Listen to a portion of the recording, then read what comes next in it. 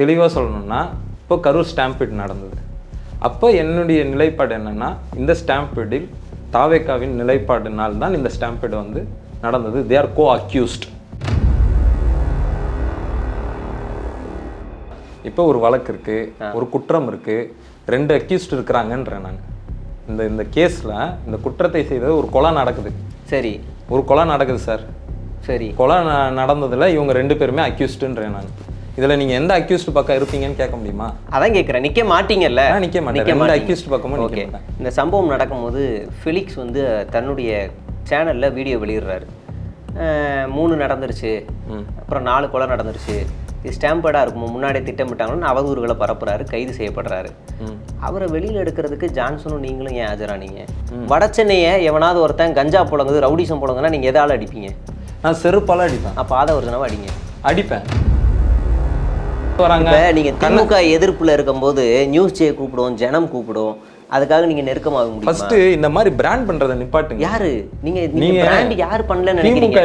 நீங்க சொல்ற Felix brand பண்ணிருக்காரு. ஒவ்வொரு சேனலோட நீங்க அங்க போய் உட்கார்ந்திருக்கீங்கல, நீங்க அங்க போய் நீங்க எனக்கு நம்பர் நான் கேட்டுட்டு தான் இருக்கேன். அவரை நான் என்ன ஒரே நிமிஷம் இருங்க, நான் என்ன கேட்கணும்னு சொல்லுங்க, கேக்குறேன். பிராண்ட்னு சொல்றீங்கல்ல, ஃபெலிக்ஸும் அவருடைய மகளும் சேனல்ல ஒவ்வொரு சேனலோட போட்டோ கார்டை வச்சு இது யார் சேனல் தெரியுமாமா, இது வந்து திமுக நடத்துற சேனல் அப்படின்னு பிராண்ட் பண்றாரு. இப்போ நீங்க திமுகவில் உட்காந்துக்கிட்டு அவங்க ஆர்எஸ்எஸோட இதுவே போடுவாங்க, அவங்க ஐடியாலஜி தான் போடுவாங்க. சட்டப்படி நின்று அந்த மாதிரி ஃபெலிக்ஸ் இருங்க. ஃபெலிக்ஸ் என்னை கூப்பிட்டாருன்னா, நீங்க என்னை கூப்பிட்டீங்கன்னா, யார் என்னை கூப்பிட்டாலும் unless or until I satisfy with that case, I feel that this. இப்போ நீங்க சொல்றது சரியா? 100% சரிங்க. இது ஏங்க நீங்க வந்து சொல்றீங்க, இப்ப செந்தில் பாலாஜிக்கு ஏன் போலான்னு கேக்குறீங்க? அடுத்த ராத்திரியில ஒரு 2-3 ஒரு 41 கொலை பண்ண ஒருத்தன், அண்ணன் கொலை பண்ணிட்டேன், நீங்க தான் என்ன பெயில் எடுக்கணும், வரீங்களா? தம்பி நீ நம்ம 10 வருஷம் பழகி இருக்கோம்ல, வரேன் அப்படின்னு போயிருவீங்களா? 41 பேர் கொலை பண்ணவன் எனக்கு ஃபோன் பண்ணல, சரிங்களா? 41 பேர் கொலை பண்ண சம்பவம் குறித்து அதை நேர்ல பார்த்தவனும் ஃபோன் பண்ணல. ஆனா அப்படி நடந்திருக்கும் எனக்கு தெரியும், ஆனா என்ன கைது பண்ணாங்க வான்னு ஒருத்தர் அவதூறு சொல்றாரு, நீங்க போயிட்டீங்க. Full interview. அருந்ததி மக்கள் முடுக்குறேன். அருந்ததி மக்கள் ரொம்ப ஒடுக்கப்பட்டவங்க. ஆமாங்க, போட தெரியாது. நான் யாருங்க பின்ன? ஆமா, நானும் அப்படிதான். சரிங்க, நான் யாரு? முதல் தலைமுறை நானே. சரிங்க, ஒரு நிமிஷம் இருங்க. எல்லாரும் அப்ப அவங்க சைடுல ஒருத்தன் ஏமாத்தி இருக்கான் அப்படின்னா நம்ம யார் சைடு நிக்கணும்? நான் மீண்டும் சொல்றேன், குடும்பத்தை ஏமாத்திட்டான். கரூர் ஸ்டாம்பீட்ல எனக்கு வந்து தாவேக்காவும் தமிழ்நாடு அரசும் குற்றவாளிகள். அதுல தாவேக்காவோட தொடர்புல இருக்கிற இப்ப மெம்பராவே ஆயிட்டாரு. ஆனா நான் அவர் கூட அதை ஆதரிக்கிற அத்தனை பேரும் குற்றவாளிகள். ஃபெலிக்ஸ் குற்றவாளி. ஆமா, குற்றவாளி. இனிமே ஆஜராகுங்க. உங்ககிட்டயே நான் வந்து ஒரு கஸ்டடி டார்ச்சருக்காக இன்டர்வியூ கேட்டேன். நீங்க என்ன சொன்னீங்க? என் அல்காரிதம் வந்து இப்ப அதுக்கானதா இல்ல. ஆமா, நான் டேட்டோட சொல்லவா, அந்த நேரத்துல நான் பொலிட்டிக்கல் எக்ஸ்போஸ் சேஞ்ச் டாக்ஸ்ன்ற சேனல் ரன் பண்ணல. சரி, நான் அதுதான் சொல்றேன், நான் பொய்யே சொல்லலையே. பொய்யே மாதிரி கன்வே ஆயிரும். இல்ல நான் இப்ப நீ பேசலையே, நான் இப்பவே சொல்றேன், நீங்க சொன்ன வார்த்தையை மாத்தாமலே சொல்றேன். என் சேனல் வந்து நான் சட்டையர் பண்ணிட்டு இருக்கேன், அல்காரிதம் அதுக்கானதா இருக்கு. நான் இன்னொரு சேனல் தொடங்கணும் அதுக்குன்னு. அப்படி தொடங்கும் போது வருங்காலத்துல பாப்போம். ஃபெலிக்ஸ் தன்னுடைய வீடியோக்குள்ள என்னென்ன பேசியிருக்காருன்னு உங்களுக்கு தெரியும்? எனக்கு தெரியாது, நான் முழுசா எல்லாத்தையும் வீடியோ பார்த்ததே இல்லையா? பெரும்பாலான வீடியோ நான் பார்க்க மாட்டேன், ரொம்ப சிலதுதான். அவருடைய கருத்துக்கு நீங்க ஒத்து போகல? நான் ஒத்து போகல. நான் போல. ஏன்னா அவருடைய சேனல்களில் முழுக்க தன்னுடைய சொந்த நண்பர் சவுக்கு ஜெயிலேருந்து வந்ததுக்கப்புறம் முதல் இன்டர்வியூ எடுக்கிறாரு. கொஞ்ச நாள்ல வந்து சவுக்கு சங்கர் சொல்றதெல்லாம் பொய்யுங்கிறாரு. நாளைக்கு மோகன் இந்த இன்டர்வியூ மோகன் சொல்றதெல்லாம் பொய்யுன்னு சொல்லுங்க. அவருக்கு 1000 என்னோட பார்வை. நேத்து என் நண்பர்களா இருந்தவங்க இன்னைக்கு பல யூடியூப் சேனல்கள்ல என்னை கூப்பிட்டு பேட்டி எடுத்தவங்க, என்ன ஆச்சோ ஏதாச்சோன்னு தெரியல, 2023 அப்புறம் என்னை கூப்பிடுறது இல்லை. கூட சேர்ந்துருப்பீங்க இல்ல ஃபெலிக்ஸ் கூட இருக்கனால. நீங்க கட்சியினோட தொடக்கம் வந்து ஒரு டிமாண்டை கிரியேட் பண்ணுதுங்க, தலித் மைனாரிட்டிக்கு. சரி, லெட் தேம் கிரியேட்டுங்க. ஏங்க தப்பு? என்ன கிரியேட் பண்றாங்க? ஒரு வந்து ஒரு டிமாண்ட் கிரியேட் ஆகுதுங்க. கூட்டணி கட்சிகள்ல இருந்து எல்லாருக்குமே ஒரு டிமாண்ட் கிரியேட் ஆகுது, வாக்காளர் வரைக்கும். எந்த மாதிரினா, இப்போ ஒருவேளை தாவேக்கான்ற ஒரு அணி இல்லை, ஒரு உதாரணத்துக்கு வச்சுப்போம், பாஜக திமுகன்ற 2 அணி தான். நான் எப்படி பார்க்குறேன், நான் அதையும் குறித்து பேசணும்னு தான் வந்தேன். ப்ராக்சிக்காக தான் உருவாக்குறாங்க எம்ஜிஆர். விஜயும் அந்த மாதிரி உருவாக்கப்பட்டிருக்கலாம். சரிங்களா? இது என்ன ஆகும்னா, ஒரு சிம்பிளாக ஒரு எக்ஸாம்பிள் சொல்லணும்னா, இப்போ நீங்கள் ஓட்டு கேட்குறோம். எப்படி ஓட்டு கேட்குறோம்? ட்ராமடைஸ் பண்ணி தான் கேட்குறோம். நீ எனக்கு ஓட்டு போடலன்னா உத்தரப்பிரதேசில் இடித்த மாதிரி உன் வீடு இடியும். முஸ்லீம் எப்படி அட்ரஸ் ட்ராமடைஸா இல்லை யதார்த்தமா? நான் வரேன், வரேன் அதுக்கு. இந்த மாதிரி ஓட்டு கேட்கக்கூடாதுங்க.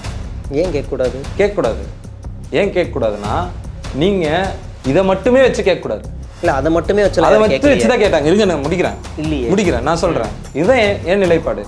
அப்போ 2வது இடத்துக்கு பிஜேபி வரக்கூடாதுன்றது பிஜேபி வரக்கூடாதுன்னு நினைச்சீங்க? ஆமாம், வரக்கூடாது. ஏன் அது 2வது இடத்துக்கு வந்தால் அதுக்கு முதல் இடத்துக்கு முதலே வரட்டுமே. ஏன் வந்தா என்ன வரக்கூடாதுங்க? வந்தா என்ன பண்ணும்? அது ஒரு ஃபேசிஸ்ட் பார்ட்டி. அது ஒரு ஃபேசிஸ்ட்னா என்ன செய்யும்? ஃபேசிஸ்ட்னா இருக்கிற அமைப்புகளெல்லாம் நிர்மூலமாக்கும். ஏற்கனவே அவன் மக்களுடைய கருத்து நிலையில பெரிய தாக்கம் செலுத்தியிருக்கான். எல்லா கட்சிகளும் அதுக்கு அடிமையா இருக்கு, இன்க்ளூடிங் நீங்கல்ல. இதெல்லாம் சொல்லி தான் இவங்க ஓட்டு கேட்குறாங்க. யாரு? உத்தரப்பிரதேஷ் மாதிரி ஆயிரும். ஆமா, ஆனா இந்த களத்துல அதிமுக இல்லவே இல்லை, நாம் தமிழரும் இல்லவே இல்லை. களத்துல கடைசி வரைக்கும் நின்னது புளியந்தோப்பு மோகனும் போராட்ட மக்களும் தான். ஆமா. ஆனா இது ஒரு வித்தியாசமான ஒரு சம்பவம் நடக்குது. வீட்டுக்கு கூப்பிட்டு பாக்குறாங்க. அயோக்கிய பையில உனக்குலாம் என்னடா கேடு, நீங்க அந்த கூட்டத்தை அடிச்சு விரட்டி இருக்கணும். வீட்டுக்கு கூப்பிட்டு பாக்குறத இது ஏத்துக்கவே, நீங்க இதுக்கு நியாயப்படுத்தவே படுத்தாதீங்க. இது மிகப்பெரிய தவறு. உலகத்திலே இப்படி ஒரு போராட்டம் நடக்காது. இந்த கேள்வி கேட்கும் போதே நான் தெளிவா என்ன சொன்னேன்னா, துப்புரவு பணியாளர்கள் போராட்டக்காரர்களும் மோகனும் களத்தில் இருந்தார்கள். அவங்களோட தான் என்னுடைய ஆதரவு. அப்படின்னா ஆளும் அரசாங்கத்துக்கு என்னுடைய இந்த போராட்டத்தில் என்னுடைய ஆதரவு இல்லை. அவங்க செய்த விஷயங்கள் எதுலேயுமே நான் உடன்படலை, முழுக்க இவங்கள தான் இருக்கேன் அப்படின்னா நம்ம ஒட்டு போயிட்டு அந்த கருத்தை ஒன்றாயிட்டோம். இதை பற்றி நம்ம பேச வேண்டிய அவசியமே இல்லை. நம்ம எல்லாரும் இதில் ஒற்ற கருத்தாக இருக்கோம். இப்போ என்னோட கேள்வி, இந்த இடத்துல முரணா நிற்கிறோம். இங்கே நீங்கள் இந்த தாவேக்கு ஆதரவு, நான் ஆதரவு இல்லை, இங்கே தான் நம்ம முரணா நிற்கிறோம். நம்ம இதை தான் பேசணும்னு சொல்கிறேன். ஆனால் நீங்கள் மறுபடியும் இங்கேயே வரீங்க. நம்ம ஏற்கனவே ஒத்துப்போன ஒரு கருத்தோடு நீங்கள் விவாதம் பண்ணுறீங்க. என் கூட ஒத்துப்போன கருத்துன்னு நீங்கள் சொல்கிறீங்க. அதில் எனக்கு ஒரு சின்ன முரண்பாடு என்னென்னா, இப்போ நீங்கள் கல்வியில் சிறந்த தமிழ்நாடுன்னு ஒரு நிகழ்ச்சி நடத்துறாங்க. ஆமாம். நீங்கள் அதை ப்ரொமோட் பண்ணீங்களா? ஆமாம், பண்ணேன். அதை ப்ரொமோட் பண்ணுறதுக்கு உங்களுக்கு உரிமை உண்டு. ஆமாம், பண்ணுவேன். தாராளமாக பண்ணலாம். ஏன்னா ரொம்ப சமீபத்தில் ஏன்னா சேன்ற ஒரு ஆள் இங்கே உட்காந்துருக்காருன்னா, அரசு பள்ளியில படிச்சு, அரசு கல்லூரியில படிச்சு, அரசு பல்கலைக்கழகத்துல படிச்சு, அரசு கல்லூரியில படிச்சு, அப்ப நான் அதோட பெருமையை நான் தான் பேசுவேன். அப்புறம் தனியார் கல்லூரியில போய் உட்காருவேன், இல்ல பிரைவேட் ஸ்கூல் ஆண்டு விழால போய் உட்காருவேன். கண்டிப்பா சொல்றீங்களா? நான் ஏன் ஒரு பயாஸ்ட் இருக்கு, நீங்க ஜேர்னலிஸ்ட் சொல்றதுனால தான் நான் உங்ககிட்ட பயாஸ்ட்னு சொன்னேன். ஒருவேளை நான் ஜேர்னலிஸ்ட் இல்லைங்க, நான் டிவிக்கு சட்டையர் சேனல் நடத்துறேன்னு சொன்னீங்கன்னா, நல்லா ஒர்க் பண்றீங்க, சூப்பரா பண்ணுங்க. சட்டையரும் ஜேர்னலிசம்குள்ள தான் வரும். கண்டிப்பா வரும். ஆனா ஒன் பார்ட்டி சட்டையர் ஜேர்னலிசம்குள்ள வராது. இல்லையே. சரிங்களா? அப்படியா? ஆமா. சட்டையர்ன்றது நீங்க என்னையும் கிண்டல் பண்ணணும், நான் தப்பு பண்ணா என்னையும் கிண்டல் பண்ணணும், அப்படியே ரூலிங் கவர்மெண்ட்டையும் கிண்டல் பண்ணணும். சட்டை விசித்திரமா இருக்கு. ஏன்னா விடுதலை காலகட்டத்துல சட்டையர் ஷோ இருந்துச்சு, கூத்து வடிவத்துல இருந்துச்சு. நீங்க என்ன பண்ணுங்கன்னா, அங்க போயிட்டு கூத்து பண்றவங்க எல்லாம் வெள்ளக்காரனை மட்டும் நீங்க கேலி பண்ணக்கூடாது, காந்தியும் கேலி பண்ணணும், பகத்சிங். ஆளும் வர்க்கமா யார் இருந்தாங்களோ அவங்கள சட்டையர் பண்ணணும். அப்படியா? அப்படிலாம் கிடையாது. ஆளும் வர்க்க கட்சின்னு சொல்றீங்க. எதிரா நிக்கிறவன தான் நான் திமுக என்ன கட்சி, பாஜக என்ன கட்சி? ஒரே ஐடியாலஜில ஒத்து போறோம். ஆனா இந்த இன்டர்வியூல நமக்கு ஒரு கன்க்ளூஷன் வந்திருக்கு. தோழர் அநீதிகளுக்கு எதிராக குரல் கொடுப்பார். அது திமுகவா இருந்தாலும் சரி, அதிமுகவா இருந்தாலும் சரி, தாவேக்காக இருந்தாலும் சரி, எதுவாக இருந்தாலும் தொடர்ந்து குரல் கொடுப்பார். வணக்கம். இன்றைய நேர்காணலில் நம்மோடு இணைந்திருக்கிறார் அம்பேத்கரிய செயற்பாட்டாளர் புளியந்தோப்பு மோகன் அவர்கள். அவரோடு நிறைய பேச இருக்கு. வணக்கம் தோழர். வணக்கம். வணக்கம். ஒரே ஒரு போஸ்ட்டுக்கு எனக்கு ஃபோன் பண்ணி என்னை ஏன் இப்படி பழி வாங்குறீங்க, என் மேலே என்ன கோவம் அப்படின்னு கேட்டீங்க. நான் அதில் எதுவும் பெருசாக பழி வாங்குறேன்னு கேட்குறேன். என்ன கோவம் அப்படின்னு, அது ஒரு நார்மலான ஒரு போஸ்ட். எதனால அப்படி போட்டீங்க, என்ன தகவல் இது? ஊடக சோர்ஸ் நான் என்றைக்கும் சொல்ல மாட்டேன். சோர்ஸ்லாம் சொல்ல வேணாம்.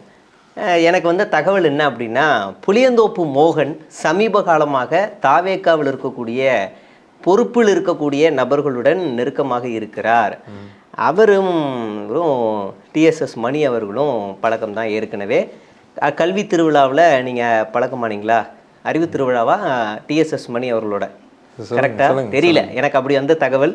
அதுக்கப்புறமா அந்த விழா அவங்களோட நெருக்கம் ஏற்படுத்தி கொடுத்தது, இதை இவர் அறிமுகப்படுத்தினது எல்லாமே நீங்கள் தான் அப்படின்னு ஒரு தகவல் வந்துச்சு. அது ஒன்றும் அநாகரிகமாலாம் இல்லை, ஒரு ஜஸ்ட் ஒரு சோர்ஸ், அவ்வளோதான். அது ஒரு அப்படியா? எனக்கு என்னென்னா, டிஎஸ்எஸ் மணி அவர்கள் அவருடைய செயற்பாடுகளில் நான் தொடர்ந்து பார்த்துக்கிட்டே இருக்கிறேன். ஏன் இந்த கட்சியோட மேடைகளில் அவர் ஏன் போகணும், அவ்வளோதான். என்னோட கோவம் அவர் மேலே தான். அப்போ அந்த போஸ்ட்டை நான் போட்டேன். ரெண்டாவது என்னோடய கோவம் ஃபெலிக்ஸ் மேலே இருக்குது. இதில் சம்மந்தம் இல்லாத ஆள் நீங்கள், திடீர்னு எனக்கு ஃபோன் பண்ணி இப்படிலாம் பேசுகிறீங்க, என்ன காரணம்? அதாவது நான் கோவமும் படலை, ரொம்ப ஹம்பிளாக உங்களுக்கு ஃபோன் பண்ணி, தோழர் வணக்கம், 2 நிமிஷம் பேசலாமா அப்படின்னு கேட்டு, ஏதோ 3 நாள் முன்னாடி பதிவு போட்டிருக்கீங்களா, தோழர் டிஎஸ்எஸ் மணி இந்த மாதிரி தாவேக்கா மேடையில் போனதுக்கு என்னையும் தொடர்படுத்தி போட்டிருக்கீங்களே, இது எதனா ஒரு அடிப்படை எதனா இருக்குதா, ஏன் இப்படி ஒரு நரேட்டிவ் எதனா செட் பண்ணுறீங்களான்னு கேட்டேன். இப்போ நீங்கள் சொன்னது ஒன்றொன்றுத்துக்காக நான் பதில் சொல்கிறேன். டிஎஸ்எஸ் மணிக்கு எனக்கும் எப்பத்துலேருந்து பழக்கம்னா, முதல்ல நான் அவர் சந்தித்தது பேரறிவாளனுக்காக வந்து ஒரு நடைப்பயணம் நடக்குது சென்னையில். ராஜீவ்காந்தி படுகொலையில் அப்பாவி 7 தமிழர்கள். அதில் ஒன்று நான் 2009 களத்தில் இருக்கேன். அப்போவே அவருக்கும் உங்களுக்கு பழக்கம் இருக்குது? 2013 வந்து எனக்கு இப்படி ஒரு நபர் தெரியும். 2009 பார்த்துருக்குறேன். ஓகே, பார்த்துருக்கேன். ஒரு 13 வயசு பையனா காலையில் ஸ்கூலை முடிச்சுட்டு முத்துக்குமாரன் இறப்பில் ஐயா வெள்ளையன் அவர் அலுவலகத்தில் முத்துக்குமாரனோட உடல் வந்து வச்சிருக்காங்க. அங்கேருந்து பேப்பர் மில்ஸ் சாலை வழியாக புளியந்தோப்பு ஐரோடு வழியாக மூலகொத்தலம் சுடுகாட்டில் போயிட்டு நான் இது பண்ணுறாங்க இறுதி மரியாதை. அந்த இதுவில் நான் முதல்ல பார்த்த தலைவர்கள் எல்லாருமே அண்ணன் திருமாவளவன் அங்கே தான் பார்க்குறீங்க. எல்லாரையுமே நேரில் பார்க்குறது அதுதான் முதல் அரசியல் களம். அதுமே நெருக்கம் முடிக்கிறேன். அதுக்கப்புறம் வந்து அவரை நான் பார்த்தது வந்து பேரறிவாளன் அவருடைய பேரறிவாளனுக்காக நடந்த இது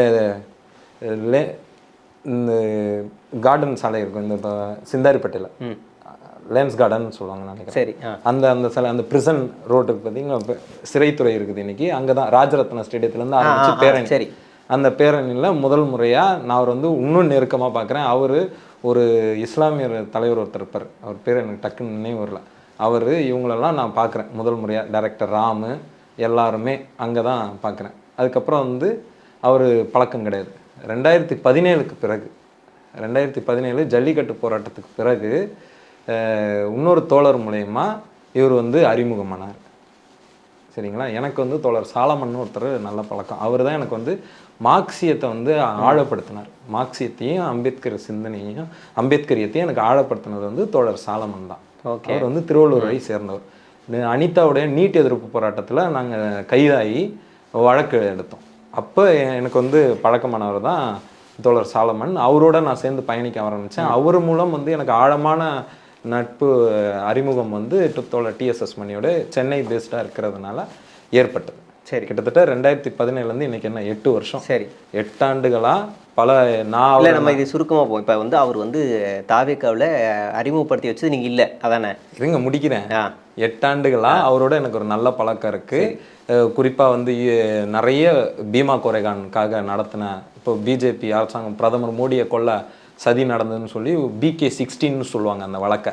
சரிங்களா? அந்த வழக்கில் பல அறிவுஜீவிகள், பல மனித உரிமை செயற்பாட்டாளர்கள், நான் இன்னைக்கு இருக்கிற ஒரு அமைப்பான PUCனுடைய தேசிய பொதுச் செயலாளர் சுதா பரத்வாஜ், நாடு போற்றும் வழக்கறிஞர், இவங்கள மாதிரியான பலர் வந்து அந்த வழக்கில் கைது செய்யப்பட்டு பிணையே வழங்காமல் சிறையில் அடைக்கப்பட்டாங்க. பாபா சாஹேப்போட பேரன் ஆனந்த் டெல்டும்டே வரை அந்த கூட்டம் நடந்தபோது இதிலெல்லாம் வந்து இன்னும் ரொம்ப ஆழமான நட்பு ஏற்படுது.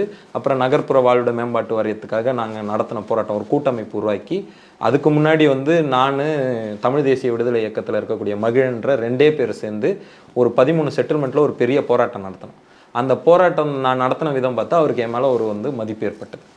அதுக்கப்புறம் இன்னும் நெருக்கமானோம். சரி, இப்படி வந்து தொடர்ச்சியான அந்த நெருக்கம் அதிகமாகிட்டே போச்சு. அவ்வளோதான். அவருடைய வேலைகளை அவர் பார்ப்பார். அவர் தாவேக்காவை சந்திக்கிறாரா, எப்பயாச்சும் அவ்வப்போது வந்து காலையில் பீச்சில் வந்து நடைப்பயணம் போகும்போது எதிர் சந்திச்சுப்போம். நான் புளியந்தோப்புலேருந்து பீச்சுக்கு சைக்கிளில் போயிட்டு சைக்கிள் அங்கே ஸ்விம்மிங் பூலாண்ட விட்டுட்டு நடைப்பயணம் போவேன். சரி, அப்போ ஒரு சந்திப்பு, அப்போ பல சந்திப்புகள் நடந்தது. அந்த மாதிரி அறிவு திருவிழா புத்தக காட்சிக்கு வருவார். புத்தக காட்சிக்கு வந்தாருன்னா நான் சிந்தன் புக்ஸ்னு ஒரு புத்தகத்தில் வந்து பதிப்பாளராக இருக்கிறேன். அது எனக்கு தெரியும், நான் பார்த்துருக்கேன். அந்த புத்தக கிட்டத்தட்ட 8 ஆண்டுகளாக அந்த புத்தக காட்சியில் வந்து அந்த புத்தக கடையில் வந்து நான் இருப்பேன். அதே மாதிரி அறிவு திருவிழாவில் சிந்தன் புக்ஸை அரங்க அமைச்சுக்க சொல்லி அறிவு திருவிழாவின் ஏற்பாட்டாளர்கள் கேட்டுக்கிட்டது என்னங்க, எங்கள் குழுமம் வந்து பங்கெடுத்துக்கணும்னு முடிவு செஞ்சதுக்கு என்னங்க, நான் ஒரு பதிப்பு குழுவில் இருக்கிறேன்ற முறையில் நானும் சிந்தன் புக்ஸில் போயிட்டு பங்கெடுத்தேன். நான் அந்த கேள்வி நான் அப்புறம் வரேன், பின்னாடி வரேன். இப்போ டிஎஸ்எஸ் மணி அங்கே போனதுக்கான எனக்கெல்லாம் எதுவும் இல்லை அப்படின்லாம் சொல்கிறீங்க.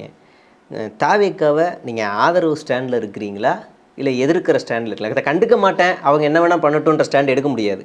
ஒன்று ஆதரவில் எதிர்ப்புன்ற ஸ்டாண்டில் இருக்கணும். நீங்கள் எப்படி பார்க்குறீங்க தாவேக்காவை? சரி, நான் எப்படி பார்க்குறேன்னா வந்து இப்போ நான் எப்படி முதல்ல அப்படின்னா நான் வந்து ஒரு ஆன்டி ஸ்டேட்.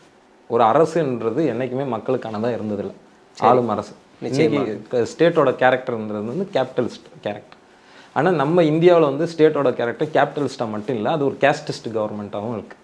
சரிங்களா? கேபிட்டலிஸ்ட்டு ப்ரோ ஹிந்து இந்தியா இதுதான் என் அண்டர்ஸ்டாண்டிங் ஸ்டேட்டை பற்றின. அப்போ ஸ்டேட்டை பற்றின அண்டர்ஸ்டாண்டிங்கில் ஒரு ரூலிங் கிளாஸ் பார்ட்டியாக இன்னும் இந்த ஸ்டேட்டில் யார் யாரெல்லாம் பங்கு வச்சாங்களோ அவங்களெல்லாம் நான் ஒரு ரூலிங் கிளாஸ் பார்ட்டியாக பார்க்குறேன். அவங்கள எல்லாருமே நான் எதிர்க்கிறேன். இந்த இதுவில் இந்த ரூலிங் கிளாஸில் பங்கெடுக்காத கட்சிகளை நான் அவங்களோட இஷ்யூ பேஸில் எதிர்க்கிறேன், அவங்களோட சேர்ந்து வேலை செய்கிறேன். தெளிவாக சொல்லணும்னா, இப்போ கரூர் ஸ்டாம்பீட் நடந்தது. அப்போ என்னுடைய நிலைப்பாடு என்னென்னா, இந்த ஸ்டாம்பீடில் தாவேக்காவின் நிலைப்பாடுனால் தான் இந்த ஸ்டாம்பீடு வந்து நடந்தது. They are co accused. தாவேக்கா அக்யூஸ்ட்ன்றீங்க. Co accused. அக்யூஸ்ட்ன்றீங்க. Co accused. இதுல மாற்று கருத்து நான் தொடர்ச்சியாக பேசிட்டு வரேன் அதை நான். சரி. இதே ஃபெலிக்ஸ் அவருடைய யூடியூப் சேனல்ல தாவேக்கா வந்து கோ அக்யூஸ்ட்னு நான் பேசினேன். சரி. ஃபெலிக்ஸ் இந்த வீடியோ இன்னைக்கு இப்போ நான் ஒரு கேள்வி இருங்க முடிக்கிறேன். அண்ணா நான் கோ அக்யூஸ்ட் சொன்னேன். அப்போ அக்யூஸ்ட் யாரு? 2 அக்யூஸ்ட் இருக்கிறாங்க. State as their own responsibility and the party has also the responsibility, prime responsibility. இதில் வந்து நான் உறுதியாக இருக்கிறேன். அண்ட் ஸ்டேட் இதை கையாண்ட விதம், அது இந்த ஸ்டேட் இதை எதிர்கொண்ட விதம், அவங்க அந்த வழக்கு போகஸ் பெட்டிஷன் மெட்ராஸ் ஹைகோர்ட்டில் மதுரை பெஞ்சில் ஒரு பெட்டிஷன் நடந்துட்டு இருக்கும்போது அப்போ என்னுடைய இதில் வந்து நான் என்ன சொல்கிறேன்னா, ஆரம்பத்தில் அந்த கரூர் ஸ்டாம்பீட் நடந்த நாள் 41 உயிரிழப்பு, அதில் விஜய் காட்டின அக்கறையின்மை, அவர் மக்களை விட்டு ஓடின விதம், அதுக்கப்புறம் அவர் முதல்ல விஜயை கிராண்டியாஸ் நாசிஸ்ட்னு எழுதுனது நான் சேலஞ்ச் பண்ணி சொல்லுவேன். அதுக்கப்புறம் தான் அவர் அதுக்கு நான் வந்து வருத்தம் தெரிவித்தேன். ஏன் தெரிவிச்சேன்னா, நான் வந்து ஒரு உளவியல் மருத்துவர். ஒரு கேள்வி கேட்குறேன். அக்யூஸ்டு கோ அக்யூஸ்டு 2 பக்கம் பேர் நம்ம நிற்க மாட்டோம் இல்லையா? கரெக்ட். அப்படி கிடையாது. இப்போ ஒரு வழக்கு இருக்கு, ஒரு குற்றம் இருக்கு, 2 அக்யூஸ்ட் இருக்கிறாங்கன்றேன் நான். இந்த கேஸில் இந்த குற்றத்தை செய்தது ஒரு கொலை நடக்குது. சரி. ஒரு கொலை நடக்குது சார். சரி. கொலை நடந்ததில் இவங்க 2 பேருமே அக்யூஸ்டுன்றேன் நான். இதில் நீங்கள் எந்த அக்யூஸ்ட் பக்கம் இருப்பீங்கன்னு கேட்க முடியுமா? அதான் கேட்குறேன். நிற்க மாட்டீங்கல்ல? நிற்க மாட்டேன். 2 அக்யூஸ்ட் பக்கமும் நிற்க மாட்டேன். இந்த சம்பவம் நடக்கும்போது ஃபெலிக்ஸ் வந்து தன்னுடைய சேனலில் வீடியோ வெளியிடுறாரு. 3 நடந்துருச்சு, அப்புறம் 4 கொலை நடந்துருச்சு, இது ஸ்டாம்பேடாக இருக்குமோ முன்னாடியே திட்டமிட்டாங்கன்னு அவதூறுகளை பரப்புறாரு, கைது செய்யப்படுறாரு. அவரை வெளியில் எடுக்கிறதுக்கு ஜான்சனும் நீங்களும் ஏன் ஆஜரானீங்க? இது நான் வரேன். இப்போ அந்த செட் வீடியோ, அலீஜ்டு வீடியோ, ஒரு வீடியோவில் வந்து ஒரு புகார் வருது. ஒரு புகார் யார் கொடுக்குறாருன்னா, திமுகவுடைய ஒரு ஸ்போக்ஸ் பர்சன் போயிட்டு ஆணையர் அலுவலகத்தில் போய் புகார் கொடுக்குறாரு. கம்ப்ளைண்ட் டேட் டைம் வேறு. சரிங்களா? கம்ப்ளைண்ட் டேட் டைம் வேறு, அலீஜ்டு வீடியோ வேறு.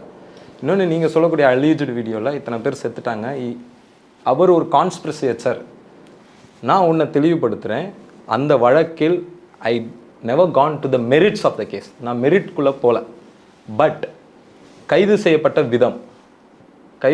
விதம் நாங்கள் என்ன சொல்லி அந்த வழக்கில் ஃபெலிக்ஸ்க்கு ரிமாண்ட் அப்ஜெக்ட் பண்ணும்போது, ரிமாண்ட் வந்து அப்ஜெக்ட் ஆச்சுன்னா டிசி நிற்கிறாருங்க, டெப்டி கமிஷனர் நிற்கிறாரு. ஒரு மேஜிஸ்ட்ரேட் அவ்வளோ ஒரு முடிவு எடுத்தது வந்து சாதாரணம் கிடையாது. ஒரு மேஜிஸ்ட்ரேட், ஒரு நடுவர், நீதிமன்ற நடுவர், ஒரு இன்னைக்கு வந்து இந்தியா முழுக்க ரிமாண்டுன்றது ஒரு மெக்கானிக்கல் ப்ராசஸாக தான் இருக்குது. நான் ஒரு வழக்கறிஞராக சொல்கிறேன். வராங்க, செலான் வருது, கையெழுத்து போட்டு ரிமாண்ட் அக்செப்ட் பண்ணிட்டு போயிடுறாங்க. ஆனால் அந்த நீதிமன்ற நடுவர் உட்கார்ந்து சீர்தூக்கி ஃபேக்ட்ஸை பார்க்குறாரு. ஓகே, ஃபெலிக்ஸ் அக்யூஸ்டா இருந்தாலும் நான் ஜனநாயகமா ஒரு கைது பண்ணல அப்படிங்கறீங்க. உங்களுக்கு ஒரு தெளிவு கிடைக்கும். ஏன்னா இது ரொம்ப நாளா இது வந்து ஓடிக்கிட்டு இருக்கு. சரி. சரிங்களா? ஐ வாண்ட் டு, நான் இதுக்கு வந்து ஒரு முற்றுப்புள்ளி வைக்கணும்னு நினைக்கிறேன். சரி. சரிங்களா? அப்போ அவர் கைது செய்யப்பட்ட விதம், அவரை வந்து வழக்கில் புனைந்த விதம், சரிங்களா? ஒரு நியூஸ் ஆர்டிக்கலை வச்சு பேசுறதுக்கு அத்தனை பேருக்கு உரிமை உண்டுங்க. சரி. Democracy is all about opinion. நான் கேட்குறேன், முடிக்கிறேன். ஜனநாயகத்தில் அனைத்து கருத்துக்களும் இருக்கலாம். ஆனால் அந்த கருத்து ஒரு லிமிட்டேஷனுக்கு உட்பட்டது. அந்த லிமிட்டேஷன் ஒரு பாரதூர பின்விளைவுகளை ஏற்படுத்தக்கூடாது. அதாவது நான் ஒரு வழக்கறிஞர், அக்யூஸ்டு அவர் வந்து குற்றமே செஞ்சிருந்தாலும் அவரை வந்து ஜனநாயக முறையில் ட்ரீட் பண்ணணும்னு சொல்கிறீங்க. அப்படி சொல்லலை. அவரை கைது செய்யப்பட்ட விதம் சட்டவிரோதமானது. அதான் நானும் சொல்கிறேன். அவர் வந்து அவதூறை பரப்பியிருக்காரு. முடிக்கிறேன் சார், முடிக்கிறேன். அது அவதூறா? இப்போ செந்தில் பாலாஜி ஒரு பேசுகிறாரு, ஒரு ப்ரெஸ் மீட் கொடுக்குறாரு. அதில் தமிழ்நாடு நியூஸ் டிபார்ட்மெண்ட் வந்து யாருமே இந்த கேஸ் குறித்து பேசக்கூடாதுன்னு தமிழ்நாடு நியூஸ் டிபார்ட்மெண்ட் என்ன சொல்லுச்சு? செய்தி தொடர்புத்துறை எச்சரிச்சுது, இதை குறித்து பேசக்கூடாது. அதில் எனக்கு மாற்று கருத்து இருக்கு. ஒரு வழக்கு குறித்து பேசக்கூடாதுன்னு சொல்லக்கூடாது. சரிங்களா? அன்லெஸ் ஆர் அன்டில் அது அந்த வழக்குக்கு ஒரு ப்ரிஜுடிஸ் காஸ் பண்ணாத வரை நீங்கள் அதை குறித்து பேசலாம். ஒரு எல்லாத்துக்கும் ஒரு தின் லைன் தான் வச்சுக்கோங்களேன். அப்போ செந்தில் பாலாஜி வந்து அவர் ஒரு நரேட்டிவ் வைக்கிறார். ஒரு களத்தில், ஒரு அரசியல் களத்தில் ஆளும் கட்சி ஒரு நரேட்டிவ் வைக்கும்போது இவங்க ஒரு நரேட்டிவ் வைக்கிறதுக்கு அவங்களுக்கு உரிமை உண்டு. இப்ப நம்ம கேக்குறோம்னா, நான் இவங்க ரெண்டு பேருமே வந்து நிக்காம நான் என்ன சொல்றேன்னா, ரெண்டு பேருமே பிரச்சனை குறித்து பேசாம நீ தான் தப்புன்னு இவங்களும் தாவேக்கா தான் தப்புன்னு திமுக நீங்க ரெண்டு பேரையும் விமர்சனம் பண்ணணும். ரெண்டு பேரையும் விமர்சனம் பண்ணனே இல்லையே. ஆனா நீங்க வந்து ஒரு அக்யூஸ்டுக்காக போய் நீங்க ஆஜராகிறீங்க. நீங்க ஒருவேளை செந்தில் பாலாஜி அரெஸ்ட் பண்ணாங்க, இடில அரெஸ்ட் பண்ணாங்க. அரெஸ்ட் பண்ணும்போது நான் ஒரு பேட்டி கொடுத்தேன், அது இருக்கு. சரி, இது மாநில சுயாட்சிக்கு எதிரான கைது, நான் மோடி அரெஸ்ட் பண்ண முடியுமான்னு கேட்டேன். ஆனா அவருக்காக வக்கீலா ஆஜராகல, பேட்டி தான் கொடுத்தீங்க. இருங்க இல்ல இவருக்காக நீங்க வக்கீலா ஆஜராகிறீங்க, எதுக்கும் வக்கீலா ஒரு பேட்டி கொடுத்து போயிரலாம். இருங்க நான் இதுக்கு நான் பதில் சொல்றேன். ஒருவேளை செந்தில் பாலாஜி அணுகிருந்தாருன்னு வச்சுக்கோங்க, நான் அவருக்காகவும் நான் போயிருப்பேன். அப்ப ஃபெலிக்ஸ் தான் உங்களை அணுகிருக்காரு. ஆமா, ஓகே. ஏன் உங்களை அணுகுறதா நான் கேக்குறேன். எனக்கு ரெட்பிக்ஸ்க்குமான உறவு வந்து எடப்பாடி ஆட்சி காலத்துல தான் அந்த உறவு தொடங்குச்சு. சரி, எடப்பாடி ஆட்சி காலத்துல ஒரு அட்ராசிட்டி தெரியும், எல்லாமே தெரியும், சரிங்களா? அங்கிருந்து தொடங்கி அதுக்கப்புறம் இவரு வந்து வேற ஒரு சேனல் போயிடுறாரு. சரி, போயிட்டாலும் ரெட்பிக்ஸோட உறவு எனக்கு தொடர்ந்துட்டு இருந்தது. நான் எந்த இஷ்யூ எடுத்துட்டு போனாலும் பேசுவாங்க. சரி, அதே மாதிரி நான் கூப்பிட்ட குரலுக்கு வருவாங்க. அது கண்ணப்பர் திடலா இருக்கட்டும், நான் ரெட்பிக்ஸ் வச்சு என்னென்ன ஒரு கட்சி சாயலாயிருச்சு சேனல். இப்போ வந்து நான் சமீபங்கள்ல வந்து நான் பெருசா வந்து எனக்கு இஷ்யூ பேஸ்ட்ல, இப்போ உதாரணத்துக்கு சொல்றேன், எடப்பாடி ஆட்சி காலத்துல கலைஞர் டிவில போய் உட்காந்து பேசியிருக்கேன். சரிங்களா? இல்ல இப்ப இல்ல மேட்டர். இப்ப நானுமே நாளைக்கு ஆட்சி திமுகவே வந்தாலும் நான் திமுகக்கு எதிராக பேச வேண்டி இருக்கும். அது வேற. முடிக்கிறேன். கம் டு பாயிண்ட் வாங்க. கம் டு பாயிண்ட் தான் வரேன். நீங்க ஒரு ஊடகத்துல போய் உட்கார்ந்து பேசுறது, இப்ப நம்மள இல்ல என்னைய மாதிரி ஒரு செயற்பாட்டாளருக்கு ஊடகம் கிடையாது. எனக்கு ஒரு தனி யூடியூப் பேஜோ இல்ல ஒரு ஊடகமும் கிடையாது. எனக்கு என் விஷயத்தை என் கருத்துக்கு உட்பட்டு யார் பேச கூப்பிட்டாலும், ஒருவேளை இதே ரெட்பிக்ஸ்ல பேசின அமரன் படத்தை பற்றி பேசின போது அந்த அமரன் படத்தை குறித்து பேசினதை ஆர்எஸ்எஸோட கம்யூனிதழ் எடுத்து எழுதுறான். டிரெவிடியனிஸ்ட் அட்வொகேட் பேரட்டிங் பாகிஸ்தான் ப்ரொபகேண்டா. யார்? நான். சரிங்களா? என்னையே எழுதுனா தான் ஆச்சரியம். ஆமா, எழுதுனா தான் ஆச்சரியம். எழுதுனா நல்லதுதான். இந்த டிரெவிடியனிஸ்ட் அட்வொகேட்ன்ற விமர்சனம் அமரன் படம் எப்போ வந்தது? அப்போ வச்சான். அதுக்கப்புறம் என்னையே ஒரு சட்டவிரோத கைது பண்ணுது. ஒரு அப்பாவி இஸ்லாமியர்கள் ஒரு குடும்பத்தையே அரெஸ்ட் பண்ணி அட்ராசிட்டி பண்ணுது. அன்னைக்கு நான் எல்லா சேனலுக்கும் ஃபோன் அடித்தேன். நீங்கள் எந்தெந்த சேனல் சொல்கிறீங்களோ, I don't want to mention then name, நான் எல்லா சேனலுக்கும் அடித்தேன். அதோடு சேர்த்து ரெட்பிக்ஸ்க்கும் அடித்தேன். அன்னைக்கு வந்தது அவங்க தான். அன்னைக்கு இன்னும் எனக்கு வந்து, ஏன்னா என்னையே செய்திகளை போட்டதற்காக ஒரு சேனல் வந்து முடக்குனாங்க, டெமோக்ரஸி மீடியான்னு நினைக்கிறேன். நான் வந்து யூஏபிஏ குறித்து ஒரு சோலோவா ஒரு வீடியோ பண்ணேன். அந்த வீடியோவை ரிப்போர்ட் பண்ணாங்கன்னு அவர் சொன்னார். சரி, இனி இந்த மாதிரி போட வேண்டாம். நான் அவர்கிட்ட சொல்றேன், தொலை இந்த மாதிரி ஒரு சிக்கல் இருக்கு. நீங்க வந்து அப்ப செயல்பாடுகள்ல எதுலயுமே நான் குறையே சொல்லல. குறை சொல்ல வேண்டாங்க, குறை சொல்றதுக்கு உங்களுக்கு உரிமை உண்டுங்க. ஆமா, குறை சொல்றதுக்கு நீங்க என்ன சொல்றீங்கன்னா, நான் இருங்க, எதுக்கு ஏன் ரெட்பிக்ஸோட உங்களுக்கு இவ்வளவு உறவுன்னு கேக்குறீங்களா? அப்ப இந்த நெருக்கம் அதிகமாகுது.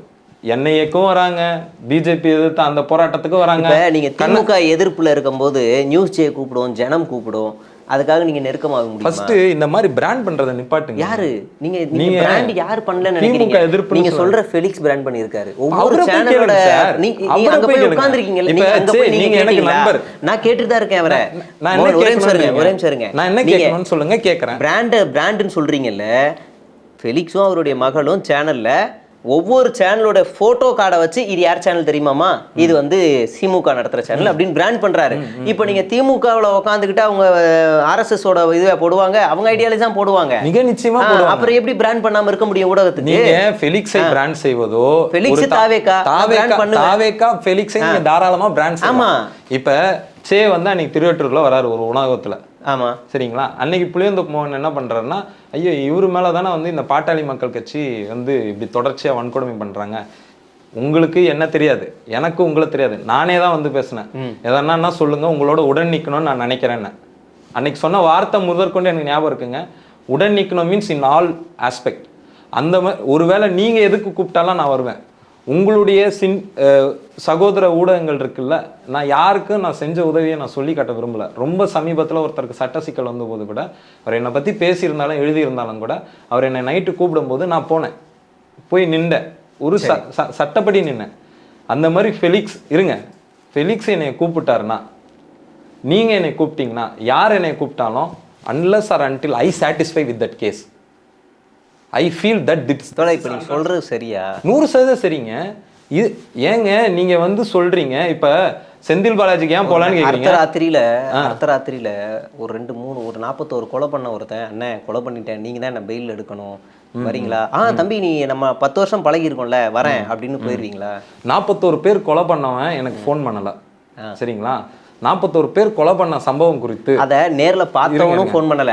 ஆனா அப்படி நடந்திருக்கும் எனக்கு தெரியும், ஆனா என்ன கைது பண்ணாங்க வான்னு ஒருத்தர் அவதூறு சொல்றாரு, நீங்க போயிட்டீங்க. மீண்டும் சொல்றேன், நான் 100% நான் தெளிவா இருக்கிறேன்.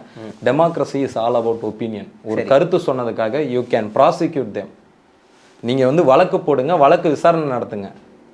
ஆனால் ஒருத்தரை வந்து கைது பண்ணி அவங்கள ஒரு நாள் முழுக்க வந்து எங்க இருக்கிறாங்கன்னு சொல்லாமல் வைத்துக்கொண்டு அவங்களுக்கு ஒரு 41 நோட்டீஸ் கொடுக்காம, அவங்களுக்கு ஏன் எந்த கிரவுண்ட்ஸில் அரெஸ்ட் பண்ணணும்னு சொல்லாமல், இந்த கிரவுண்டில் தாங்க உங்களை அரெஸ்ட் பண்ணுறேன், இந்த வழக்கில் தாங்க உங்களை கைது பண்ணணும். போலீஸ்க்கு ஒன்றும் ஸ்கை ஹை பவர்ஸ் இல்லை சார், வானளாவிய அதிகாரம் இல்லை. போலீஸ் யாரு?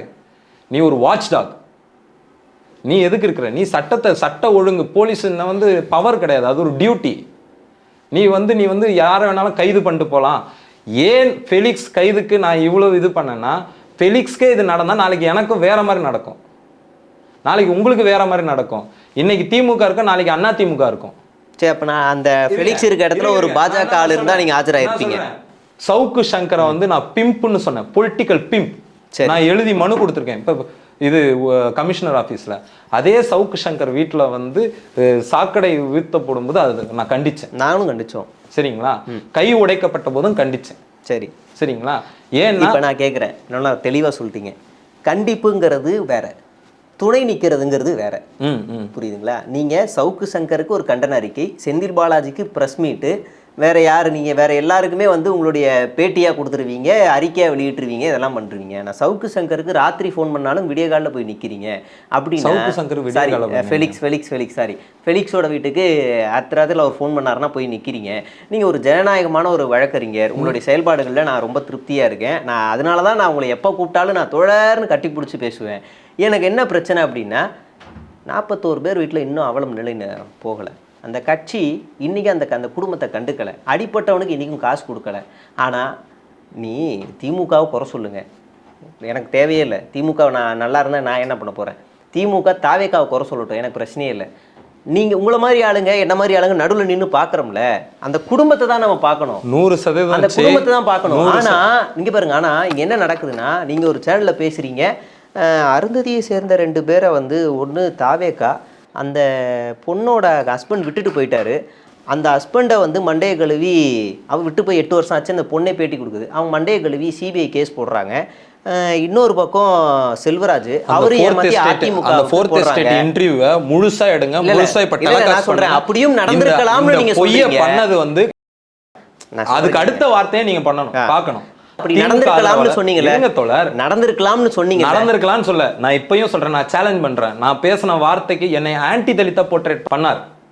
நான் என்னுடைய செயல்பாட்டுல நான் வைக்கிற ஒரே ஒரு உரைக்கல் சாதி ஒழிப்பும் இருங்க முடிக்கிறேன்.